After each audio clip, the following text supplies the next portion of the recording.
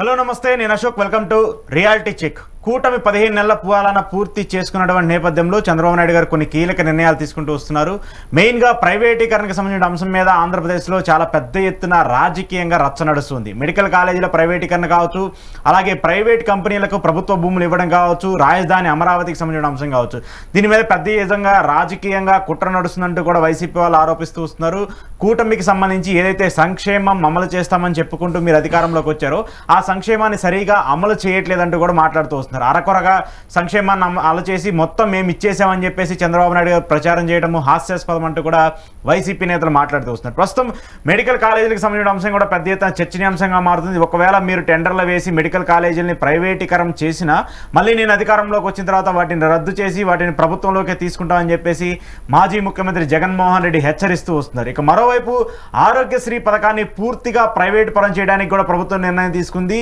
Insurance కంపెనీలకు సంబంధించి వాటితో టైఅప్ అయ్యి ఆరోగ్యశ్రీని వాటికి అలకేట్ చేస్తూ ప్రతి మనిషికి 2.5 లక్షల రూపాయల ఇన్సూరెన్స్ చేపిస్తామని చెప్పేసి కూడా ప్రభుత్వం చెప్తుంది. ఈ 15 నెలల పాలన ఎలా ఉంది? వైసీపీ గ్రాఫ్ ఏమన్నా పెరిగిందా లేదా? ప్రజా సమస్యల మీద వైసీపీ అసలు పోరాడుతుందా లేదా అనే అంశం మీద ఈరోజు ఇంటర్వ్యూలో మాట్లాడదాం. ఇంటర్వ్యూలో నాతో పాటు పార్టిసిపేట్ చేస్తున్నారు రాజకీయ విశ్లేషకులు తురకా శ్రీరామ్ గారు. శ్రీరామ్ గారు నమస్తే. నమస్తే అండి. సో ఏంటి సార్, చంద్రబాబు నాయుడు గారు విజనరీగా మనం చెప్పుకుంటూ ఉంటాము, ఇది 4th టైం ఆయన చీఫ్ మినిస్టర్గా. సో ఈ విజనరీ ఆంధ్రప్రదేశ్కి వర్కౌట్ చేస్తుందా లేదంటే ఫెయిల్యూర్ మోడల్లోకి తీసుకెళ్తుందా? విజనరీ కొంచెం ఎక్కువ చాలా ఎక్కువ దూరం ఆలోచిస్తున్నారు. ఎందుకంటే 2047 అన్నారు, అంతకుముందు 2020 అనేవాళ్ళు. సరే బాగానే ఉంది, ఈయన విజన్ ఏదో బాగానే ఉంది అనుకున్నారు. ఇప్పుడు 2047 అంటున్నారు. అంటే ప్రధానమంత్రి కూడా అదే అంటున్నారు కాబట్టి దాన్ని ఈయన మన రాష్ట్రానికి అనుకూలంగా చేసే ప్రయత్నం చేస్తున్నారు అనుకుంటున్నారు. కానీ ఏ ఉద్దేశంతో అయితే ప్రజలు ఆయన తీసుకొచ్చారో అంత సంతృప్తికరంగా అయితే ఈ సంవత్సరంన్నర కాలంలో పెద్ద కనిపించట్ల. ఇది చాలామందికి ఇబ్బంది కలిగిస్తున్న అంశం. అంటే జగన్మోహన్ రెడ్డి గారు ఏదో కొన్ని పొరపాట్లు చేశారు కాబట్టి ఆయన కాదు ఈయనని చెప్పి తీసుకొచ్చారు. అంతకుముందు కూడా 2014-19 అప్పుడు కూడా చంద్రబాబు నాయుడు గారు చాలా సీనియరు, రాష్ట్రం విడిపోయిన పరిస్థితుల్లో ఈయనైతే బాగుంటుంది అనుకున్నప్పుడు కూడా ఆయన తీసుకొచ్చినప్పుడు ఆయన ఫెయిల్ అయ్యారు. మళ్ళీ ఈయన కాదు, మన ఎక్స్పెక్టేషన్స్కి ఈయన అందుకోలేదు అని చెప్పి జగన్మోహన్ రెడ్డి గారు తీసుకొచ్చారు. ఇప్పుడు మళ్ళీ ఆల్టర్నేట్గా ఉన్న మళ్ళీ చంద్రబాబు నాయుడు గారిని మళ్ళీ తీసుకొచ్చినప్పుడు ఇప్పుడు కూడా గతంలో నేర్చుకున్న పాఠాలు ఏవైతే ఉన్నాయో వాటిని ఇంప్లిమెంట్ చేయడం పోయి ఇప్పుడు అసలు ఎమ్మెల్యేలు అయితే అసలు ఈయన చేతుల్లో ఉన్నారా లేరా ఏంటి అనేది అర్థం కాని పరిస్థితి. చంద్రబాబు నాయుడు గారి పరిపాలన ఎలా ఉందనేది కాసేపు పక్కన పెట్టేస్తే ఈ ఎమ్మెల్యేలు చేస్తున్న ఇబ్బందికరమైన విషయాలు, లిక్కర్ దగ్గర నుంచి మొదలెడితే, షాపుల దగ్గర నుంచి మొదలెడితే ఆఖరికి నైట్ టైం పెట్టుకునే తోపుడు బళ్ళు దాకా కూడా ఎవరిని వదలట్లేదు అన్నది మొత్తం పేపర్లో, లోకల్ న్యూస్ పేపర్లు అన్నిట్లో వస్తున్నాయి, వాళ్ళ పేపర్లో కూడా వస్తున్నాయి. సో అంటే ఆఖరికి తోపుడు బళ్ళు కూడా వదలట్లేదు. అంటే ఇదివరకు తోపుడు బళ్ళు అంటే ఎవరు మనం అనుకునేవాళ్ళు అంటే ఏదో పోలీస్ కానిస్టేబుల్ ఎవరు చేస్తుంటాడు అనుకునేవాళ్ళు. ఆ పోలీస్ కానిస్టేబుల్, ఎస్ఐలు, సిఐలు వీళ్ళందరూ అయిపోయి ఇప్పుడు ఏకంగా ఎమ్మెల్యేల దాకా వచ్చింది. ఎమ్మెల్యేలు తోపుడు బళ్ళ దగ్గర కూడా మరి తీసుకోవడం అంటే ఈ స్థాయికి వెళ్ళిపోయినప్పుడు పరిపాలన అనేది ఎలా ఉంది అనేది ఇంకా ఆలోచించరు అసలు. ఈ వీళ్ళది ఎఫెక్ట్ ఏదైతే ఉందో డైరెక్ట్గా ప్రభుత్వం మీద పడిపోతుంది. ఆ అసంతృప్తి అనేది అన్ని నియోజకవర్గాల్లోనూ అలాగే ఉంది. కూటమి ప్రభుత్వం ఎమ్మెల్యేలు ఉన్న అన్ని నియోజకవర్గాల్లోనూ ఆల్మోస్ట్ ఇదే పరిస్థితుంది. సో దీన్ని ఇమ్మీడియట్గా సరి చేసుకోకపోతే మాత్రం చాలా చాలా ఇబ్బంది పడుతుంది ప్రభుత్వం. అంటే చంద్రబాబు నాయుడు గారు మాట్లాడుతూ వస్తున్నారు, క్యాబినెట్ మీటింగ్లో కావచ్చు, ఎమ్మెల్యేలతో సమావేశం ప్రతిసారి కూడా మీరు సింగిల్ టైం ఎమ్మెల్యేగా మిగలొద్దు, మీ పనితీరు మార్చుకోండి అని చెప్తున్నా కూడా వాళ్ళు మారట్లేదంటే అంటే చంద్రబాబు నాయుడు గారి మాట కూడా వినే పరిస్థితిలో ఎమ్మెల్యే లేరనుకోవచ్చు కదా. అంటే వాళ్ళు కూడా ఆలోచించుకుంటారుగా, నెక్స్ట్ టైం మనకి ఎదురుగా అవకాశం లేనట్టుగా కనబడుతోంది చంద్రబాబు నాయుడు గారి మాటలను బట్టి. ఇప్పటికే చాలా ఖర్చు పెట్టేసాం మనం, మళ్ళీ నెక్స్ట్ సంగతి దేవుడు ఎరుగు. ముందు ఈ టర్మ్ ఖర్చు పెట్టుకున్నదన్నా ముందు లాగేసి అంతా లాగేసి మళ్ళీ లక్ దొరికితే మళ్ళీ నెక్స్ట్ టికెట్ ఇస్తే అప్పుడు కూడా మళ్ళీ ఖర్చు పెట్టడానికి సరిపడా కూడా ముందు దాచేసుకుంటే సరే అప్పుడున్న రాజకీయ పరిణామాలు బట్టి అప్పుడు చూసుకోవచ్చు. అంతేగాని ఇప్పుడు మనం అర్జెంటుగా మంత్రి అయ్యేది లేదు, ఏది లేదు, ఇంకెంతకన్నా పెరిగేది లేదు, ఇంతకన్నా తగ్గితే ఒకవేళ టికెట్ రాదు అంతే కదా. కానీ ముందు సేఫ్ అవ్వాలి కదా. అందుకని ఇంకా అనే ఉద్దేశంలోనే వాళ్ళు వెళ్తున్నారు తప్ప ఒక పక్క పవన్ కళ్యాణ్ గారు కూడా చెప్తున్నారు వాళ్ళ ఎమ్మెల్యేలకి, చంద్రబాబు నాయుడు గారు ఎమ్మెల్యేలకి చెప్తున్నారు అన్న లీకులు ఇస్తున్నారు. మార్పు అయితే ఎక్కడ కనిపించట్లా, సేమ్ యాజ్ ఇట్ ఈజ్గా నడుస్తుంది. పేపర్లో మాత్రం పవన్ కళ్యాణ్ గారు వాళ్ళందరికీ వార్నింగ్లు ఇచ్చారు, చంద్రబాబు నాయుడు గారు ఏమో మీటింగ్లో చాలా సీరియస్ అయిపోయారు, మీ మీద నా దృష్టి ఉంది, నా రిపోర్ట్లు ఉన్నాయి అంటున్నారు తప్ప మీరు ఏ రిపోర్ట్లన్నా ఇచ్చుకోండి, మా ఏదైతే మా బడ్జెట్ ఉందో ఆ బడ్జెట్ అంతా మళ్ళీ మాకు వచ్చేదాకా ఏది ఖర్చు పెట్టామో అదంతా వచ్చేదాకా మేమైతే వెనక్కి తగ్గేది లేదన్న పరిస్థితిలో కనబడుతున్నారు. గతంలో అయితే చంద్రబాబు నాయుడు గారు చెప్తే భయపడేవాళ్ళు, ఈ టర్మ్లో అసలు అది ఎక్కడ కనిపించట్లా. ఇది చాలా పెద్ద లోపం. ఇది డైరెక్ట్గా ఇప్పుడు ఎమ్మెల్యేలు అంటే రేపు పొద్దున అన్ని చోట్ల 175 చంద్రబాబు నాయుడు గారు 175 పోటీ చేయలేరు, పవన్ కళ్యాణ్ గారు 175 పోటీ చేయలేరు. లోకల్ ఎమ్మెల్యేలు ఎప్పుడైతే మళ్ళీ ఇదే ఎమ్మెల్యేలకు టికెట్లు ఇచ్చారో ఖచ్చితంగా ఓడిపోతారు. మీరు ఒకవేళ ఈ టికెట్లు వేరే వాళ్ళకి ఇద్దాం అనుకున్నారు అనుకోండి, అప్పుడు ఎందుకు అలాగ మనకి టికెట్ రాదులే అని ముందే వీళ్ళు సర్దాల్సిందని సర్దేసే కార్యక్రమాలు చేస్తున్నారు అనేవి వాళ్ళ పేపర్లో అన్ని పేపర్లోనే వస్తున్నాయి. సో ఇది చాలా చాలా డిస్టర్బెన్స్గా ఉంది. అసలు ఏమాత్రం సంతృప్తి లేదు ప్రజల్లో. ఈ 1.5 yearలో ఎమ్మెల్యేలు చేస్తున్న పనుల వల్ల ఈ ప్రభుత్వం మీద చాలా ఎక్కువ స్థాయిలో వ్యతిరేకత వస్తుంది. ఎమ్మెల్యేల వ్యతిరేకత ఓకే, కానీ ప్రభుత్వానికి సంబంధించిన తీరు ఎలా ఉందనుకుంటారు? ఎందుకంటే ఈ 15-16 సరే ఫస్ట్ ఏడాది హామీలు ఏమి అమలు చేయలేదు, అవన్నీ పక్కన పెట్టేస్తే ఈ సంవత్సరం కొంచెం అమలు చేసుకుంటూ వచ్చారు. అమ్మఒడి కావచ్చు, రైతులకు సంబంధించి కావచ్చు, లేదంటే వాళ్ళు ఇవ్వాల్సినటువంటి పెన్షన్లు కావచ్చు, ఫ్రీ బస్ కావచ్చు, ఈ అమలు చేసుకుంటూ వచ్చారు. సో చంద్రబాబు నాయుడు గారి పరిపాలన మీద కొంత పాజిటివిటీ కనిపిస్తుందని చెప్పేసి ఒక చర్చ. అంటే పాజిటివిటీ అంటే వాళ్ళు ఏం చెప్తున్నారు, సూపర్ 6 మేము చేసామని చెప్తున్నారు. ఓకే, చేశామని చెప్పుకున్నారు, మీరు ఏకంగా ఒక విజయోత్సవ సభలాగా పెట్టేసుకున్నారు, బాగానే ఉంది. కానీ నిజంగా సూపర్ 6 అమలు చేశారా అంటే మహిళలకు ఇంకా ఇస్తా ఉన్న అమౌంట్ ఏమి ఇవ్వట్లేదు కదా, ప్రతి నెల ఇస్తా అన్నారు కదా, అది ఇవ్వట్లేదు కదా. ఇప్పుడు నిరుద్యోగులకి ఇంకా ఏమి ఇవ్వట్లేదు, వాళ్ళ పెన్షన్ ఏమి ఇవ్వట్లేదు, వాళ్ళకి ఉద్యోగాల సంగతే ఇంకా తేలలేదు. వాళ్ళకి నిరుద్యోగ భృతి ఇస్తున్నారు, ఆ నిరుద్యోగ భృతి తేలలేదు. ఆ రెండు అవ్వకుండా సూపర్ 6 చేసామని చెప్పడం వల్ల హాస్యాస్పదం కదా అది. మీరు చెప్పేసుకుని ఏదో మనకు కావాల్సిన పేపర్లో మనకు కావాల్సిన న్యూస్ ఛానల్లో అయిపోయింది అంటారు. అంటే సరిపోయిందా? ప్రజలకు తెలియదు, చేతికి ఏమొస్తుంది ఏం రావట్లేదు తెలుస్తుంది కదా. పైగా రైతుల విషయంలో ఏమన్నారు, అప్పుడు జగన్మోహన్ రెడ్డి గారి ప్రభుత్వం వాళ్ళు ఏదైతే చెప్పారో అది కాకుండా కేంద్రం ఇచ్చే డబ్బులతో కలిపిచ్చారు అని చెప్పి విపరీతంగా విమర్శించారు. తెలుగుదేశం వాళ్ళు కానీ మిగతా కూటమిలో ఇప్పుడున్న పార్టీలు కానీ విపరీతంగా విమర్శించినాయి. ఇప్పుడు ఈ ప్రభుత్వం వచ్చిన తర్వాత వీళ్ళు కూడా కేంద్రం ఇస్తున్న డబ్బులతో కలిపేస్తున్నారు కదా.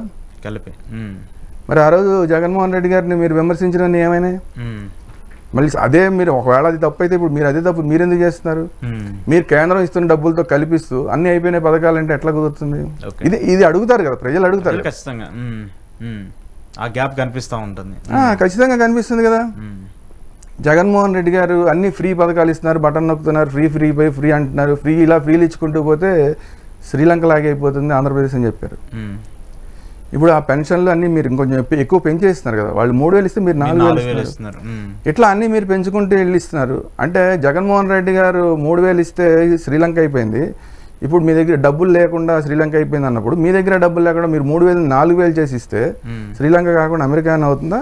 ఏపీ మేము సంపద సృష్టిస్తామని చెప్తున్నారు కదా లోకేష్ గారైనా చంద్రబాబు నాయుడు గారైనా. మరి సంపద సృష్టిస్తున్నారు, మీరు అంత సంపద సృష్టించేటప్పుడు మరి ప్రైవేట్ మెడికల్ కాలేజీలు మేము కట్టలేమని ఎందుకు చేతులు ఎత్తేసారు? ఎందుకు పీపీపీ మోడ్లోకి వెళ్ళారు? మీరు డబ్బులు లేవంటున్నారు మరి. ఇప్పుడు ఏం సృష్టించారు మీరు? సంపద సృష్టిస్తే మెడికల్ కాలేజీలకి ఏ ఇబ్బంది రాకుండా ఉండాలి. ఓకే, సంపద సృష్టించకపోతే మా దగ్గర డబ్బులు లేవని చెప్తున్నారు అంటే మీరు ఇస్తున్న ఏవైతే పథకాలు ఉన్నాయో అవన్నీ కూడా ప్రభుత్వానికి భారమైన లెక్క కదా. అప్పుడు మళ్ళీ శ్రీలంకే కదా, శ్రీలంక ఇంకా చెప్పుకుంటూ పోతే ఈ సోమాలియానో అవుతుందని అనుకోవాలి కదా. మరి రెండిట్లో ఏది క్లారిటీ ఇవ్వండి. పెన్షన్లు ఎక్కువ ఇస్తున్నారు అంటేనేమో ఏం పర్లేదు మేము బాగా డబ్బులు తీసుకొస్తా ఉంటారు, మెడికల్ కాలేజీ కట్టండి అంటే మా దగ్గర డబ్బులు లేవంటారు. ఇదేంటి వ్యత్యాసం చూస్తున్నారు కదా, ప్రజలు చూస్తారు కదా. సాటిస్ఫాక్షన్ గా సమాధానం చెప్పాలి కదా ప్రజలకి. ఓకే, పైగా ఇంకోటి ఇప్పుడు ఈ ఇష్యూస్ అన్నీ కనిపిస్తున్నాయి. గత 5 ఏళ్ళు ఇప్పుడు ఆంధ్రప్రదేశ్ రాష్ట్రం విడిపోయి ఇప్పుడు కరెక్ట్గా 11 సంవత్సరాల 5 నెలలు. సో ఇప్పటి వరకు కూడా స్టేట్కి ఒక క్యాపిటల్ లేదని చెప్పేసి ఒక చర్చ.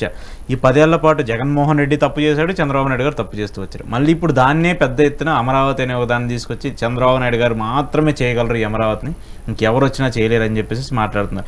ఈవెన్ వైసీపీ అమరావతికి సపోర్ట్ చేసినా కూడా ఇంకా రివర్స్ వైసీపీ మీద టీడీపీ మీడియా ఛానల్స్ అన్ని కూడా ప్రోపగండా చేస్తున్నాయి. సో ఎందుకు అమరావతిని ఇంత పెద్దగా జస్టిఫై చేసి అమరావతి పెద్ద అమెరికా లాంటి అమరావతిని నిర్మిస్తాం రూపొందిస్తాం అన్నప్పుడు నిజంగానే ప్రజలు నమ్ముతారా? లేదంటే మనం విజనరీ అనే చెప్పుకునే సిచ్యువేషన్కి వచ్చినప్పుడు ఆ ప్రజలు చూసే వ్యూ అలానే కనిపిస్తుందా? లేదంటే ప్రజలను ఎరుబాగోలు చేయడానికి అలా మాట్లాడతారా?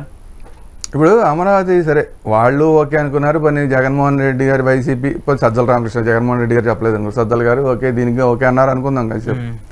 అందరూ ఓకే అంటున్నారు, ఈ ప్రభుత్వ హయాంలో కట్టేస్తా అంటున్నారు. 1,00,000 కోట్లు పెట్టి అమరావతి కడతా అన్న వాళ్ళు 6,000 కోట్లు 7,000 కోట్లు ప్రైవేట్ మెడికల్ కాలేజీలు ఇప్పుడు మామూలు ప్రభుత్వ మెడికల్ కాలేజీలు కట్టలేమని చెప్తున్నారండి. 6,000 కోట్లు పెట్టి 10 బిల్డింగ్లు కట్టలేని వాళ్ళు 1,00,000 కోట్లు పెట్టి ఇప్పుడు ఇంకా పెరుగుతుంది అంటున్నారు, ఇంకా 90,000 కోట్లు అంత పెరుగుతుంది అంటున్నారు. పోనీ 1,90,000 కోట్లు, పోనీ 2,00,000 కోట్లు ఎలా కడతారు మీరు? అక్కడ పెద్ద నగరాన్ని ఒక 10 బిల్డింగ్లు మేము కట్టలేమని ప్రైవేట్ వాళ్ళకి మీరు అప్పచెప్పేస్తున్నారే. ప్రైవేట్ మెడికల్ కాలేజ్ విషయానికి వచ్చేసరికి అక్కడేమో పెద్ద సిటీనే కట్టేస్తాను, వందల బిల్డింగ్లు కట్టేస్తానని చెప్తాను. ఎట్లా కడతారు? మీ దగ్గర డబ్బులు ఉన్నాయా లేవా ఏది చెప్పండి. డబ్బులు ఉన్నాయంటే మెడికల్ కాలేజీలకి ఒక 6,000 కోట్లు ఇవ్వండి, కట్టేసేయండి. పీపీపీ మోడీకి వెళ్తున్నారు, డబ్బులు లేవంటున్నారా? డబ్బులు లేవంటే అమరావతి ఎట్ట కడతారు? రెండిట్లో ఏదో ఒకటి చెప్పండి. ఉన్నాయా లేవా? ఉన్నాయంటే ప్రభుత్వ పథకాలు బ్రహ్మాండంగా ఇవ్వండి, మిగతా ఇంకా 2 ఇవ్వాలి కూడా ఇచ్చేసేయండి. లేవు అంటారా? లేవు అన్నప్పుడు మీరు 1,00,000 కోట్లకు పెట్టి అమరావతి కడతానంటే మరి ఇక్కడ అప్పులు వీళ్ళకి ఇచ్చే పథకాలు మాత్రం ఇచ్చేస్తానంటే ఎట్లా ఉంటారు? ఏదో క్లారిటీ ఇవ్వండి. మీ దగ్గర డబ్బులు ఉన్నాయా లేవా? మీరు డబ్బులు సృష్టించారా లేదా? డబ్బులు సృష్టించారా? వెరీ గుడ్, పథకాలన్నీ ఇవ్వండి. డబ్బులు సృష్టించారా? వెరీ గుడ్, ఈ మెడికల్ కాలేజీలు కూడా కట్టండి. పీపీపీ మేడుకి ఎందుకు వెళ్తున్నారు? మీ దగ్గర డబ్బులు లేవా? డబ్బులు లేవంటే ప్రభుత్వ పథకాలకు ఎట్లా మీరు అనవసరంగా ఖర్చు పెట్టి భారం చేసేస్తున్నారు? ఇప్పుడు మళ్ళీ శ్రీలంక అవుతుందా, ఇప్పుడు సోమాలియా అవుతుందా? డబ్బులు లేకుండా అవన్నీ అమలు చేస్తుంటే, డబ్బులు లేకుండా ఇప్పుడు మళ్ళీ అమరావతి ఎట్లా కడతా అంటే అది కూడా ఈ టర్మ్లో కట్టేస్తా అంటున్నారు. ఈ టర్మ్లో ఎన్ని కడతారు మీరు? ఈ టర్మ్లో అంటే ఫస్ట్ ఫేజ్ ఆఫ్ అమరావతిని కంప్లీట్ చేస్తాం. ఫస్ట్ ఫేజ్ ఆఫ్ అమరావతి అంటే ఏదో సెక్రటేరియట్ భవనాలు, ఏదో ఒక 10 భవనాలు, 10 భవనాలు కడతారు. నచ్చట్లేదని చెప్పి మళ్ళీ కొత్త తీసుకొస్తున్నారు. అవి తాత్కాలికం, ఓకే, అది అయిపోయింది, ఆ స్టోరీ అయిపోయింది. ఇప్పుడు ఎన్ని బిల్డింగ్లు కడతారు మీరు నయా రాయ్పూర్ వెళ్ళి చూడండి, అక్కడ 100 బిల్డింగ్ల పైనే ఉంటాయి. చాలా పెద్ద హై స్టోరీడ్ బిల్డింగ్ నేను వెళ్ళా, కానీ అక్కడ ఎవరు ఉండరు. ఎందుకంటే ఎక్కడో ఒక బిల్డింగ్ ఉంటుంది, హై స్టోరీడ్ బిల్డింగే. మళ్ళీ ఇంకెక్కడో ఒకటి ఉంటుంది, ఇంకెక్కడో ఒకటి ఉంటుంది, మిగతా అంతా ఖాళీగా ఉంటుంది. ఇప్పుడు 30,000 ఎకరాల్లో మీరు కట్టేది ఎన్ని కడతారు? మహా అయితే 10 కడతారా, 20 కడతారా, 30 కడతారా? 30,000 ఎకరాల్లో 30 బిల్డింగ్లు ఉంటే అది సిటీ అయిపోయిందంటే ఎవరన్నా వెళ్ళి ఉంటారా? రాయ్పూర్లో అదే పరిస్థితి. రాయ్పూర్ నుంచి నయా రాయ్పూర్ వెళ్తారు, అక్కడ పనులు చేసుకుంటారు, రాత్రికి వచ్చేస్తారు. మామూలు పగలపోటీ వెళ్ళడానికే భయం, ఒకళ్ళు వెళ్ళి నడవలేరు. రోడ్లన్నీ బ్రహ్మాండంగా ఉంటాయి, కానీ ఒక బిల్డింగ్ దగ్గర నుంచి ఇంకో బిల్డింగ్ దగ్గర మైళ్ళు వెళ్ళాలి. అక్కడ సిటీ బస్సు ఉండదు, ఆటోలు ఉండవు, ఏముండవు, మన ఓన్ వెహికల్స్ లో తిరగాలి. ఎవడో చెట్టింగ్ చేస్తాడు తెలీదు. అట్లాంటి పరిస్థితి. పగలపూట అలా ఉంటుంది, రాత్రిపూట అసలు ఉండలేరు. ఇప్పుడు ఇక్కడ కూడా అలా అయిపోతే ఏంటి పరిస్థితి? కాబట్టి మీరు ఎంత చేయగలరో అంత చెప్పండి. నేనేమంటున్నానంటే కట్టండి, మీ ప్రయత్నం మీరు చేస్తారు. ఈ టెన్యూర్లో ఇంతవరకే కట్టగలం, అది చెప్పండి. నష్టమే ఉంది. మొత్తం అమరావతి కట్టేస్తాం ఎందుకు ఆ మాటలు? అమరావతి కట్టలేరు మీరు. కొన్ని బిల్డింగ్లు కట్టగలుగుతారు, మీ దగ్గర ఉన్న డబ్బులు. ఇప్పుడు అప్పులు వస్తున్నాయి కాబట్టి గ్రో అవ్వాలి, కానీ మనం గ్రోని క్రియేట్ చేయకూడదు. మీకు ఇప్పుడు ప్రపంచ బ్యాంకు నుంచో ఇంకో బ్యాంకుల నుంచో కేంద్ర ప్రభుత్వం ఇప్పిస్తుంది కాబట్టి ఇన్ఫ్రాస్ట్రక్చర్ అంతా డెవలప్ చేయగలరు. ఇన్ఫ్రాస్ట్రక్చర్ డెవలప్ చేసేదాకా కేంద్ర సంస్థలన్నీ రావు. కేంద్ర సంస్థలకు ఎప్పుడో ఎలగాట్ అయిపోయిన వాటిని ఎవరు రావట్లేదు. ఎందుకు రావట్లేదు? కట్టాలిగా ఈ పాటికి. మీరు కట్టకపోయినా సంవత్సర కాలంలో వాళ్ళన్నా కట్టి ఉండాలిగా, వాళ్ళు ఎందుకు కట్టట్లేదు? మీరు ఇన్ఫ్రాస్ట్రక్చర్ డెవలప్ చేస్తేనే కడతారు. ఇప్పుడు ఇన్ఫ్రాస్ట్రక్చర్ డెవలప్ చేయడానికి రోడ్లు కానీ, కాలువలు కానీ, లేదంటే కరెంటు కానీ, వీటన్నిటికీ ఇప్పుడు టెండర్లు పిలిచారు. ఇది అయ్యేసరికి ఇన్ఫ్రాస్ట్రక్చర్ డెవలప్ అయ్యేసరికి ఎంత అవుతుంది? ఎంత టైం పడుతుంది? నారాయణ గారు చెప్తున్న ప్రకారమే కనీసం 3-3.5 సంవత్సరాలు బిల్డింగ్లు లేపడానికి అవుతుంది అంటున్నారు. 1.5 year అసలు ఈ ఇన్ఫ్రాస్ట్రక్చర్ డెవలప్మెంట్కే అవుతుంది.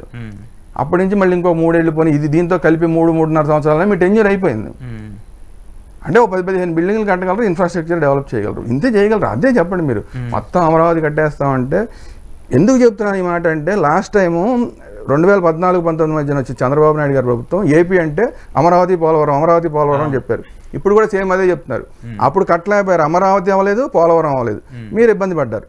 ఇప్పుడు కూడా మీ టెన్యూర్లో అమరావతి ఏమవదు, పోలవరం ఎంతవరకు చేస్తారో డౌట్. ఎందుకంటే అసలు లోపాలు ఏంటనేది ఇంకా తెలియదు, స్టార్ట్ అవ్వలేదు కదా. ముందు ఆ లోపాలు సరి చేస్తే అప్పుడు మిగతాది. అది కూడా పోలవరం హైట్ సంగతి ఏంటనేది ఇప్పటికీ వివాదంగానే ఉంది. తగ్గించారు కదా, తగ్గించారు. ఆ తగ్గించడానికి మీరు ఒప్పుకోమని చెప్తున్నారు. మళ్ళీ దాని మీద మీరు వచ్చిన తర్వాత నుంచి ఇప్పుడు దాకా ఏం మాట్లాడలేదు దాని మీద. కేంద్ర ప్రభుత్వం దగ్గరికి వెళ్ళి ఎందుకు తగ్గించారని అడగలేదు. అంటే మీరు అమరావతి పూర్తి చేయలేరు, పోలవరం పూర్తి చేయలేరు. ఇది మీకు ఎఫెక్ట్ కొడుతుంది. ఎందుకు చెప్తున్నాను నేను. సో మీరు అమరావతి పోలవరం కంప్లీట్ చేయలేరు. మీరు అనుకున్నవి ఇప్పుడు దాకా ఏవైతే పథకాలు ఉన్నారో అవి ఇప్పుడు దాకా పూర్తిగా కంప్లీట్ అవ్వాలి. ఇంకా 2 పథకాలు ఉన్నాయి. మీరు అవి ఎప్పుడు చేస్తారో అప్పుడు చేస్తారు. అప్పుడు మీరు సూపర్ 6 కంప్లీట్ అయినట్టు. ఇది కాకుండా ప్రజల్లో మీ మీద వ్యతిరేకత పెరుగుతుంది. మొన్న వినాయక చవితి అప్పుడు హిందువుల మీద విపరీతంగా దాడులు జరిగినాయి. వినాయక చవితి ఊరేగింపులప్పుడు జగన్మోహన్ రెడ్డి గారు అప్పుడు ఏం విమర్శలు వచ్చినాయి, అదేదో ఈ గుళ్ళు పడగొట్టేశారు, అక్కడ రథాలు తగలబెట్టేశారు, లేదంటే రాముడి తలకైపోయినా అక్కడ ఏం మాట్లాడి ఇవన్నీ మీరు మాట్లాడి మీరు అధికారంలోకి వచ్చారు. ఇప్పుడు మీరు అధికారంలోకి వచ్చిన తర్వాత వాటి మీద మీరు ఏమైనా ఎంక్వైరీ చేశారు? రథానికి సిబిఐకి ఇచ్చారు, సిబిఐ వాళ్ళు మేము ఒప్పుకోమన్నారు, మేము రాలేమన్నారు. ఇప్పుడు ఆ కేసును అలా వదిలేశారు. మీరు వచ్చినప్పుడు మీరు ఏదైతే విమర్శ చేశారో దాన్ని మీరు కంటిన్యూ చేయాలి, చేస్తున్నారా చేయట్లా. ఇప్పుడు మీ టెన్యూర్ వచ్చిన తర్వాత మొన్న పోలీసులు కాళ్ళతోటి తన్నారు భక్తుల్ని కొన్ని చోట్ల, రాయలసీమ ప్రాంతంలోనే ఎక్కడో. తర్వాత విజయవాడలో ఒక మహిళని నానా తిట్లు తిట్టారు, ఒక ఎస్సీ మహిళని. ఆ ఒక్క చోట మాత్రం చర్యలు తీసుకున్నారు, ఎందుకంటే ఆ ఎస్సీ మహిళ Bharatiya Janata party state secretary. అవును, చూసాం, నాగలక్ష్మి, బొడ్డు నాగలక్ష్మి గారు. సో ఆ ఒక్క చోట మాత్రం చర్యలు తీసుకున్నారు. మిగతా చోట్ల అనేక చోట్ల పోలీసులు దాడులు చేస్తుంటే ఈ భక్తుల మీద పోలీసుల మీద చర్యలు తీసుకున్న దాఖలాలు లేవు. అన్యమతస్తులు దాడులు చేశారు, కొన్ని చోట్ల క్రిస్టియన్స్ దాడి చేశారు, కొన్ని చోట్ల ముస్లింలు దాడి చేశారు. వాటి మీద ఏ చర్యలు లేవు. ఇప్పుడు మొత్తం హిందువులందరూ మీ మీద వ్యతిరేకం, పోలీసులు కాళ్ళతో తన్నడం, లకారాలతో తిట్టడం అంటే ఏంటి? పోలీసులు అంటే ఎవరు? ప్రభుత్వమే కదా. ప్రభుత్వం డైరెక్ట్గా వచ్చి లకారాలతోటి భక్తులను తిట్టి కాళ్ళతో తనేంటంటే లెక్క, బూటు కాళ్ళతోటి. మరి ఈ వ్యతిరేకత, మరి మీరు జగన్మోహన్ రెడ్డి గారు తిట్టినప్పుడు మీ ప్రభుత్వంలో అవే జరుగుతుంటే హిందువులు ఏమనుకోవాలా? పైగా పోలీసులే డైరెక్ట్గా చెప్తున్నారు, మీరు మసీద్ ముందు నుంచి మైక్ తోటి వెళ్ళడానికి వీలేదు, మసీద్కి 100 అడుగుల దూరంలో ఆగిపోవాలి, మసీద్ దాటిన తర్వాత 100 అడుగుల తర్వాతనే మళ్ళీ మేము మైక్ లాంచ్ చేయాలి అని. ఈ ఆంక్షలు మిగతా వాళ్ళకి ఎవరికి లేవే. సెక్యులర్ ప్రభుత్వం అన్నప్పుడు అందరూ సమానంగా ఉండాలి. వాళ్ళకొక రకమైన రూళ్ళు, వీళ్ళకొక రకమైన రూళ్ళు పెట్టి పైగా భక్తుల్ని మీరు అనేక చోట్ల పోలీసులు తిట్టడాలు కొట్టడాలు చేసి ఆంక్షలు పెడితే ఏమనుకోవాలి ఈ ప్రభుత్వం గురించి? ఇది హిందువులకు అనుకూలమైన ప్రభుత్వం అనుకోవాలా, లేదనుకోవాలా? ఎందుకు ఇక్కడ హిందువులకి సనాతన ధర్మాన్ని మేము ప్రోత్సహిస్తున్నాం, సనాతన ధర్మం కోసం ఈ ప్రభుత్వం పనిచేస్తుందని మాట్లాడినటువంటి పవన్ కళ్యాణ్ గారు ఏమైపోయారు? మరి అప్పుడు చంద్రబాబు నాయుడు గారు ఏమైపోయారు? జగన్మోహన్ రెడ్డి మీద గతంలో వాళ్ళ అధికారంలోకి వచ్చిన వెంటనే తిరుమల లడ్డు వ్యవహారం కావచ్చు, ఆ తర్వాత భక్తులు తొక్కిసలాట కావచ్చు, వీటన్నిటిని కూడా మనం చూస్తూ వచ్చాం కదా. మరి అప్పుడు సనాతన ధర్మం లేనప్పుడు ఇప్పుడు ఎందుకు సనాతన ధర్మం వస్తుంది? అదే ఇప్పుడు మీరు కూటమి ప్రభుత్వం అన్నారు, కూటమి ప్రభుత్వంలో నేను అన్కాంప్రమైజ్డ్ సనాతని అన్న పవన్ కళ్యాణ్ గారు ఉన్నారు. ఈ పవన్ కళ్యాణ్ గారు ఎక్కడన్నా ఈ విషయాల్లో ఎక్కడన్నా మాట్లాడారా? హిందూ భక్తుల మీద దాడులు జరుగుతుంటే వినాయక చవితి సందర్భంగా జరుగుతుంది మాట్లాడారా? మాట్లాడలేదు. అంటే ఆయన మాట్లాడలేకపోతున్నారా? ప్రభుత్వంలో ఆయన మాటకి వాయిస్ ఉండట్లేదా? భారతీయ జనతా పార్టీ అందులో పార్ట్నర్గా ఉంది. కేవలం వాళ్ళ నాయకురాలు ఉన్న చోట ఒక్క చోట మాత్రమే ఆ పోలీస్ అధికారి మీద చర్యలు తీసుకున్నారు తప్ప రాష్ట్ర వ్యాప్తంగా ఇంకెక్కడ భారతీయ జనతా పార్టీ ఎక్కడ గట్టిగా మాట్లాడిన దాఖలాలు లేవు. అంటే భారతీయ జనతా పార్టీ వాయిస్ ఉండట్లేదా? అంటే ఇది కూటమి ప్రభుత్వమా, తెలుగుదేశం ప్రభుత్వమా? మీరే చెప్పాలి.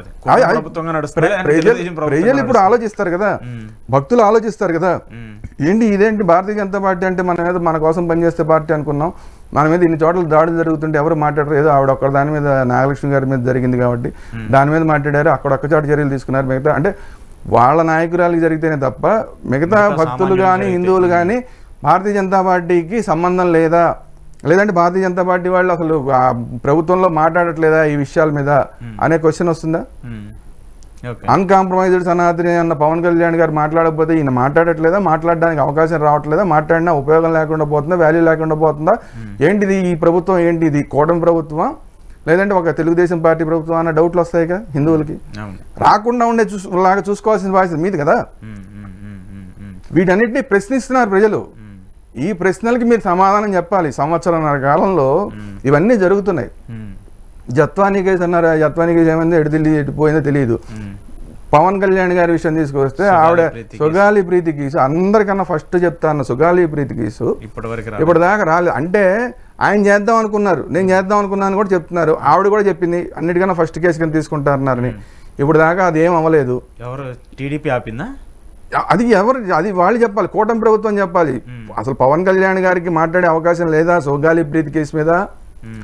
ఆల్రెడీ జగన్మోహన్ రెడ్డి గారు అప్పుడే దీన్ని సిబిఐకి ఇచ్చారు కదా, మళ్ళీ ఇప్పుడు వచ్చి మేము సిబిఐకి ఇచ్చామంటారేంటి?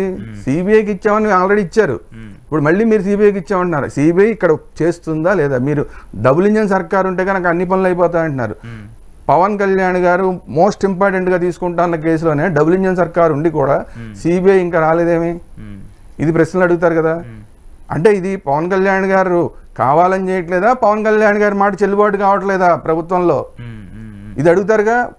ఈ సుగాలి ప్రీతి తల్లి వచ్చి అన్ని మాటలు మాట్లాడింది పవన్ కళ్యాణ్ గారిని, అయినా కూడా ఆయన ఏం చేయలేకపోతున్నారు. కేవలం మళ్ళీ సిబిఐకి ఆల్రెడీ ఇచ్చిన దాన్ని మళ్ళీ ఇచ్చామని చెప్తున్నారు. సిబిఐ అయితే వచ్చిన దాఖలా లేవు. ఎందుకని లేట్ అవుతుంది? ఇది డబుల్ ఇంజన్ సర్కార్ అవునా కదా, కూటమి సర్కార్ అవునా కదా? పవన్ కళ్యాణ్ గారి మాట ఇంట్లో చెల్లుబాటు అవుతుందా అవట్లేదా? దానికి సమాధానం చెప్పాలిగా. కానీ సార్ పవన్ కళ్యాణ్ గారి రోలు ఆయన ఎప్పుడూ లేని విధంగా ఒక సక్సెస్ని అంటే ఆయన స్ట్రగుల్ అయినటువంటి ఆ 10 yearsకి ఒకసారి సక్సెస్ అయితే చూసారు.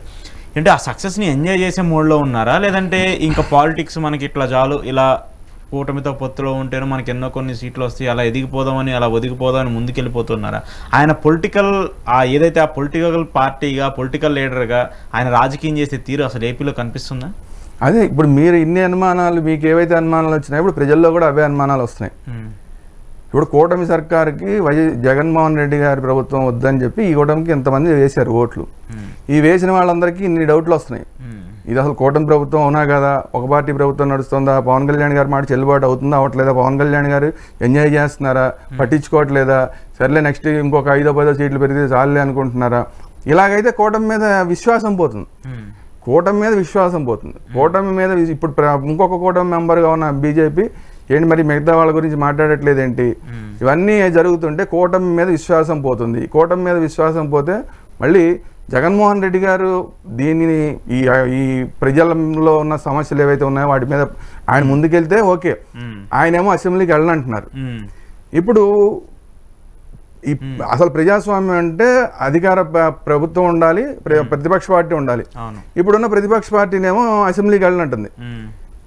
మరి ఇప్పుడు కూటమి మీద కోపం వస్తుంది జనానికి. కూటమిని అడగాల్సిన ప్రశ్నలు చాలా ఉన్నాయి, ఎవరు అడుగుతారు? అందుకని ఇప్పుడు థర్డ్ ఆల్టర్నేటివ్ గురించి ఆలోచించాల్సిన పరిస్థితులు వస్తాయి. ఇప్పుడు అదే ఆ థర్డ్ ఆల్టర్నేటివ్ బీజేపీ లేదు, జనసేన లేదు, ఇంకెవరున్నారు? ఇంకా ప్రజలు ఇప్పుడు ఇక్కడ ఏపీలో ఉన్నది 2 పార్టీలు సార్, మెయిన్గా టీడీపీ, వైసీపీ. మిగతా 2 పార్టీలు కూడా టీడీపీకి మద్దతుగా ఉన్న పార్టీలే. ప్రజా సమస్యల మీద కొట్లాడాల్సిన పార్టీలు అసెంబ్లీలో ఉండి కూడా మాట్లాడలేదు. ఇక్కడ ప్రతిపక్షంగా ఉన్నటువంటి పార్టీ అసెంబ్లీకి వెళ్ళే పరిస్థితి లేదు. మాకు ప్రతిపక్ష హోదా ఇస్తేనే వెళ్తామని చెప్పేసి వీళ్ళు చెప్తున్నారు. మరి ఇలా ఎవరికి వాళ్ళం వ్యక్తిగత రాజకీయాల కోసం, వ్యక్తిగత స్వప్రయోజనాల కోసం వాళ్ళు రాజకీయాలు చేసుకుంటూ వచ్చే ఓట్లేసినటువంటి ప్రజలు పిచ్చోళ్ళ, లేదంటే వాళ్ళు అధికారంలోకి వచ్చిన తర్వాత వీళ్ళు ఇలానే ఉంటారు రాజకీయ నాయకులు అని చెప్పేసి ఈ సినిమాలో చూపించినట్టు అట్లానే తయారవుతుంది? ఇలాంటి పరిస్థితులు వచ్చినప్పుడు థర్డ్ ఆల్టర్నేటివ్ అనేది ఆటోమేటిక్గా వచ్చేస్తుంది. ఇప్పుడు తమిళనాడులో నిన్నటిదాకా విజయ్ అనేవాడు సినిమాలు చేసుకుంటున్నాడు, సడన్ గా వచ్చాడు, అతనికి వ్యాక్యూమ్ ఉంది, వచ్చాడు, ఆ వ్యాక్యూమ్ ఫిలప్ చేసే ప్రయత్నం చేస్తున్నాడు అతను. ఎందుకు? అధికార పార్టీ మీద వ్యతిరేకత ఉంది అక్కడ, యాంటీ ఇన్కంబెన్సీ క్లియర్గా కనబడుతుంది. ప్రతిపక్షంగా ఉన్న వాళ్ళేమో వాళ్ళందరూ విడిపోయి ఉన్నారు. సో అక్కడ వ్యాక్యూమ్ ఉంది. చాలా పార్టీలు ఉన్నాయి తమిళనాడు, బోల్డ్ పార్టీలు ఉన్నాయి, కానీ అక్కడ విడిపోయి ఉన్నాయి. సో అక్కడ క్లియర్ వ్యాక్యూమ్ కనబడుతుంది. సేమ్ ఇక్కడ ఆంధ్రప్రదేశ్లో కూడా అధికార పార్టీ 1.5 yearలో ఏమీ ఎఫెక్ట్ కనిపించట్లా.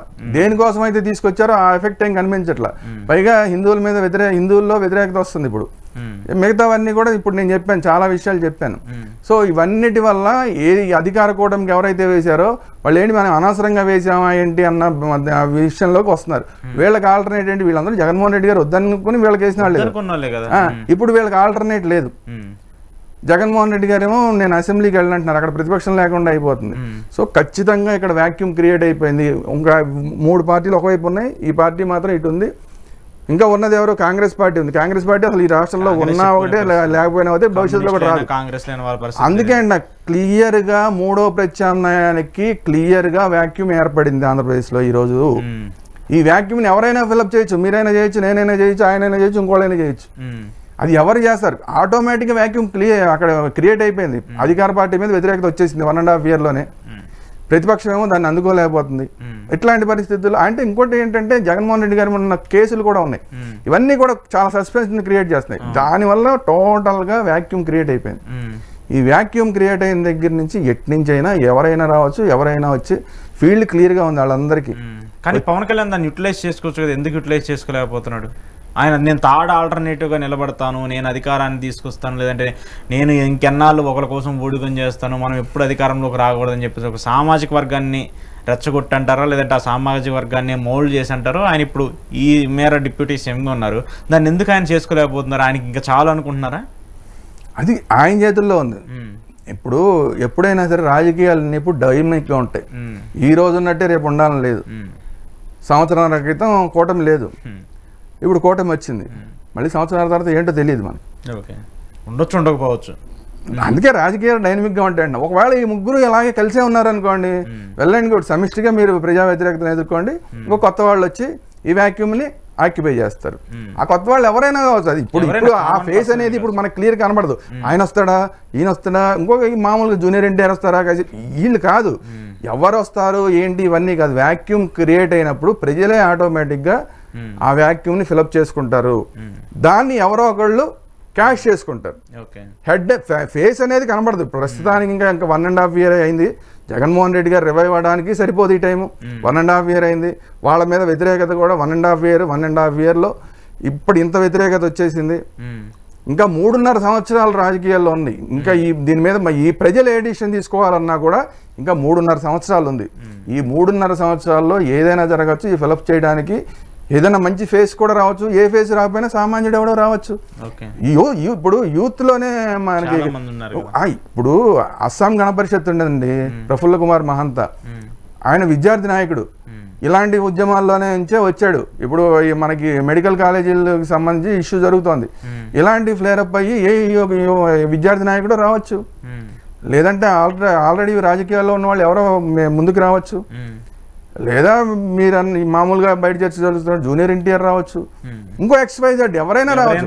ఎప్పుడైతే వ్యాక్యూమ్ క్రియేట్ అయిపోయిందో అది ఫిలప్ చేయడానికి ఆటోమేటిక్గా అన్ని రాజకీయ పక్షాలు అక్కడికి చేరతాయి. అందులో ఎవరో ఒకళ్ళు ఫేస్ బయటకు వస్తుంది.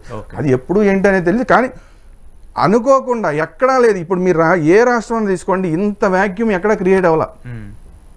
తెలంగాణ తీసుకోండి, 3 రాజకీయ పక్షాలు అన్నీ బలంగా ఉన్నాయి. అన్ని ఉన్నా కూడా ఇప్పుడు తీన్మార్మల నేను పార్టీ అంటున్నాడు. అంటే చూసారా, నిన్నటిదాకా తీన్మార్మల ఎవరు ఒక యూట్యూబరు అలా అలా అలా అలా అలా వచ్చాడు, పెరుగుతూ వచ్చాడు.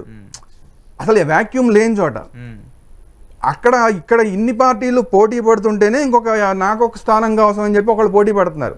అలాంటిది అక్కడ క్లియర్ కట్ వ్యాక్యూమ్. స్టేడియం అంతా క్లీన్ అయిపోయింది, మొత్తం తుడిచేశారు, మొత్తం రోలింగ్ చేశారు, పిచ్ అంతా రోలింగ్ చేశారు, అటు ఇటు స్టంప్స్ బాధేశారు, ఎంపైర్లు అందరూ రెడీగా ఉన్నారు.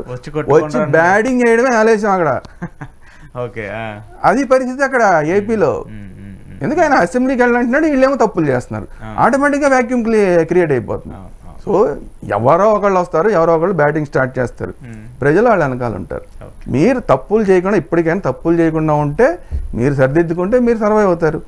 జగన్మోహన్ రెడ్డి గారు ఇక్కడి నుంచి లేదు, నేను ఇప్పటిదాకా ఏమైంది, ఇక్కడి నుంచి నేను ఈ సమస్యల మీద ఏవైతే ఇప్పుడు మెడికల్ కాలేజీలో ఇంకో సమస్య వీటన్నిటిని పట్టుకొని నేను బౌన్స్ బ్యాక్ అవుతానంటే అవుతారు.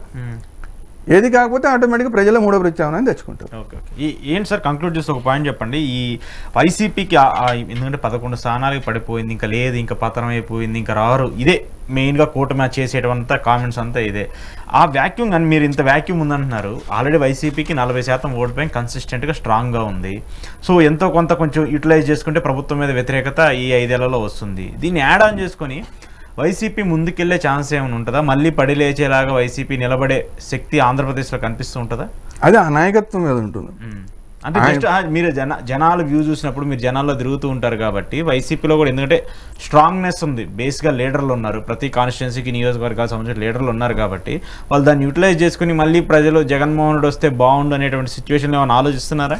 అంటే ఆ నాయకులు ముందుకు వచ్చి మాట్లాడట్లేదు, ఎక్కడో 4-5 మాట్లాడుతున్నారు. ఏదో విడుదల రజనీ గారు, ఆయన నాని గారు, బందర్లో నాని గారు, అట్లా రోజు అప్పుడప్పుడు రోజే గారు, ఇట్లా 4-5 మాట్లాడుతున్నారు. 175 నియోజకవర్గాలు 175 మంది ఉన్నారని మీరు చెప్తున్నారు. ఎక్కడొచ్చి మాట్లాడట్లేదే. 11 ఈ జగన్ గారు కాకుండా ఇంకో 10 మంది ఎమ్మెల్యేలు ఉన్నారు, ఎవరు మాట్లాడుతున్నారు? నేను చెప్తున్నా ఈ 4 కనబడుతున్నారు, కానీ అసలు ఎమ్మెల్యేలు ఎక్కడ వచ్చి కనబడుతున్నారు? ఎక్కడన్నా చంద్రశేఖర్ ఒకసారి 1-2 చోట్ల మాట్లాడుతున్నారు. అది కూడా ఈ స్పోక్స్ పర్సన్ లాగే మాట్లాడుతున్నాడు తప్ప అతనికి పెద్ద వాయిస్ ఏమి ఉండదు కదా. సో గట్టిగా మాట్లాడే వాళ్ళు కావాలి, జగన్మోహన్ రెడ్డి గారు ప్రజల్లోకి రావాలి. ఈ రెండు జరిగి సరైన మీరు ఏదైతే యూత్ అంశాలు ఉన్నాయో, లేదంటే రైతులకు సంబంధించిన అంశాలు, సరైన అంశాలు తీసుకుని సరైన విధంగా చేయాలి. ఏదో కెమెరాల కోసం మనం చేసామన్నట్టు కాకుండా వాళ్ళని ఇన్వాల్వ్ చేసి, రైతులను ఇన్వాల్వ్ చేయండి, యూత్ని ఇన్వాల్వ్ చేయండి. అలాంటివన్నీ ఇన్వాల్వ్ చేస్తే ఎప్పుడు ప్రజాస్వామ్యంలో ప్రతి ఒక్కరికి అవకాశం ఉంటుందండి. ఇప్పుడు చంద్రబాబు నాయుడు గారు ఓడిపోయినప్పుడు కూడా అలాగే అనుకున్నారు, ఇంక మళ్ళీ రాడి అని అనుకున్నారు, వచ్చారుగా.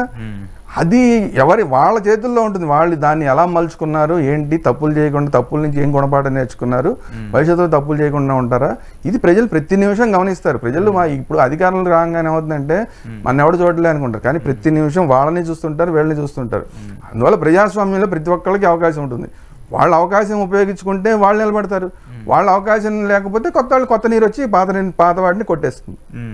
సో అది ఏం జరుగుతుంది అనేది వాళ్ళు చదువు. కాకపోతే ఏంటంటే జగన్మోహన్ రెడ్డి గారి విషయంలో ఏంటంటే ఈ లిక్కర్ కేసు అని అదని ఇదని కేసులు, సిబిఐ కేసు అని ఇవన్నీ ఏమవుతాయి అన్న సస్పెన్స్లో ఇప్పుడు ఎవరు మాట్లాడట్లేదు. అవి క్లియర్ అయిపోతే అప్పుడు ఆయన బయటకు వస్తాడు, ఎస్ ఇంకా మనకి మన నాయకుడు అక్కడే ఉంటాడు, ఏదో జైలుకి వెళ్తాడు, ఇవన్నీ మాటలు ఇలా అన్నీ ఉండవు అన్నప్పుడు వాళ్ళు కూడా బయటకు వస్తారు, మిగతా నాయకులు కూడా బయటకు వచ్చి మాట్లాడడం మొదలెడతారు. సో అది ఎంత తొందరగా అవుతుందో తెలియదు మనకి. సో అది జరగనంతసేపు కూడా ఏంటిలే అన్నట్లాగే ఉంటుంది. సో ఈ నైరాశ్యాన్ని కూడా బద్దలు కొట్టి ముందుకు తీసుకెళ్లాల్సిన బాధ్యత జగన్మోహన్ రెడ్డి గారి చేతిలో ఉంది. జగన్మోహన్ రెడ్డి గారి నాయకత్వం బ్రహ్మాండంగా ఇచ్చి వాళ్ళందరినీ ఎంకరేజ్ చేసి ఏం పర్లేదు నేనున్నాను మీకు అని ముందుకు తీసుకెళ్లి ఉద్యమాలు చేస్తే, ప్రజా ఉద్యమాలు అక్కడ ప్రభుత్వాలు ఏ తప్పులేదు చేస్తున్నాయో వాటిని ప్రజల్లోకి తీసుకెళ్తూ ఆ ఉద్యమాలు నిర్మిస్తే వాళ్ళకే అవకాశం ఉంటుంది. లేదా ఇందాక నేను చెప్పినట్టు కొత్త నీరు వచ్చి అది కొట్టుకుపోతుంది, ఇది కొట్టుకుపోతుంది, కొత్త నీరు వస్తుంది. మనం మూడో ప్రత్యామ్నాయం అనుకుంటున్నాం, రేపొద్దున అదే రెండో ప్రత్యామ్నాయం అవ్వచ్చు. ప్రజలు వీళ్ళు ఇంకా ఎక్కువ, అధికార పార్టీ ఇంకా ఎక్కువ తప్పులు చేసింది అనుకోండి, అదే అసలు ప్రత్యామ్నాయం అవ్వచ్చు. చెప్పలేం మనం. రాజకీయాలు డైనమిక్గా ఉంటాయి. అందుకనే ఈ రోజు కూటమి ఉంది అబ్బో బ్రహ్మాండం అనుకుంటే రాజకీయాలు ఎప్పుడైనా మారచ్చు. రేపు ఇంకొక ఆలోచన రావచ్చు, అక్కడ వ్యాక్యూమ్ క్రియేట్ అయింది అన్నప్పుడు ఆ వ్యాక్యూమ్ని నేనే ఫిలప్ చేద్దామని ఎవరన్నా అనుకోవచ్చు. ఇవన్నీ ఉంటాయి. సో రాజకీయాలు డైనమిక్గా ఉంటాయి. కాకపోతే ఈ రోజున్న సిచ్యువేషన్లో మాత్రం మూడో ప్రత్యామ్నాయానికి చాలా చాలా అనుకూలమైన పరిస్థితులు రాజకీయంగా ఏర్పడిపోయినాయి. దీన్ని ఎవరు ఫిలప్ చేస్తారు, లేదంటే ఈ అవకాశం వేరే వాళ్ళకి ఇవ్వకుండా వీళ్ళే సర్దుకుంటారా? కాకపోతే ప్రజలు ఒకటి ఏంటి, మాకు ఎంతసేపు అయితే వీళ్ళకి లేకపోతే వీళ్ళకి ఓటేయాలి, మేము ఇదేనా, మాకు వేరే ఆల్టర్నేట్ లేదా అనే క్వశ్చన్ వస్తుంది ప్రజల నుంచి. దానికి సమాధానం ఇప్పుడు ప్రజల్లోంచి ఎవరన్నా వచ్చి చెప్తే అటువైపు కూడా మళ్ళుతారు ప్రజలు. చూద్దాం మరి దీనికి సంబంధించిన పరిణామాలు ఉంటాయో లేదో అని. Thank you sir, thank you very much. ఇది ఈరోజు దుర్గా శ్రీరామ్ గారితో స్పెషల్ రియాలిటీ చెక్. చూస్తూనే ఉండండి ఈహా టీవీ.